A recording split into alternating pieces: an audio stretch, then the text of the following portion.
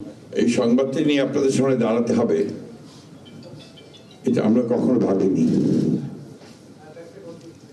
আমরা এবারও আশা করছিলাম ঠিক আগের মতোই আবারও তিনি সুস্থ হয়ে উঠবেন। আমরা ভারাক্রান্ত হৃদয়ে ইতিমধ্যে আপনারা শুনেছেন ডক্টর শাহাবুদ্দিনের ঘোষণা। আজ ভোর 6টায় আমাদের গণতন্ত্রের মা, আমাদের অভিভাবক,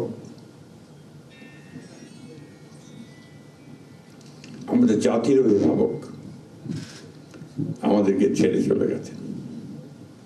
ইন্না লিল্লাহি ওয়া ইন্না ইলাইহি রাজিউন। এই শোক, এই গতি, এটা অস্বাভাবিক, অপূরণীয়।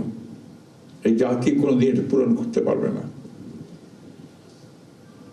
যে নেত্রী তার সারাটা জীবন জনগণের অধিকারের জন্য, কল্যাণের জন্য তার সমগ্র জীবনকে উৎসর্গ করেছিলেন, সেই নেত্রী দেশনেত্রী বেগম খালেদা জিয়া আমাদের মাঝে নেই।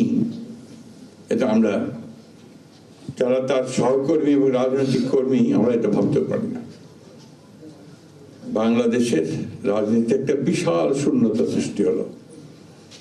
তাই নয়, গণতান্ত্রিক পৃথিবীর গণতান্ত্রিক আন্দোলনে একটা বিশাল শূন্যতা সৃষ্টি হলো। আমরা দলের পক্ষ থেকে আমাদের ভারপ্রাপ্ত চেয়ারম্যানের অনুমতিক্রমে আমরা দলের কিছু কর্মসূচি নিয়েছি। সেই কর্মসূচিগুলো আমাদের দলের সিনিয়র যুব মহাসচিব জনাব রুহুল কবির রিজভী সাহেব আপনাদের সামনে তুলে ধরবেন। সরকারের প্রধান, এই কেয়ারটেকার গভর্নমেন্টের প্রধান প্রফেসর ডক্টর মোহাম্মদ ইউনূস আমাদেরকে ফোন করেছিলেন সাথে সাথে, এবং ইতিমধ্যেই তারা সিদ্ধান্ত নিয়েছেন যে 10টার মধ্যেই তারা একটা স্পেশাল ক্যাবিনেট মিটিং করবেন। সেই ক্যাবিনেট মিটিংয়ে তারা দেশনেত্রী বেগম খালেদা জিয়ার যে শেষ কাজগুলো, তা জানাজা, তার দাফন, তাকে রাষ্ট্রীয় মর্যাদায় দাফন করা, তাকে রাষ্ট্রীয় মর্যাদা দেওয়া, এই বিষয়গুলি নিয়ে তারা সকাল 10টার সময় একটা সভা করবেন। এরপরে আমরা পুরো জিনিসটাকে কোঅর্ডিনেট করে আবার সেটা আপনাদের সামনে জানাবো।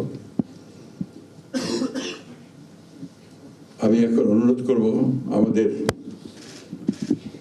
দলের সিনিয়র যুব মহাসচিব জনাব রুহুল কবির রিজভী, তিনি আপনাদের সামনে দলের কর্মসূচিটা জানাবেন।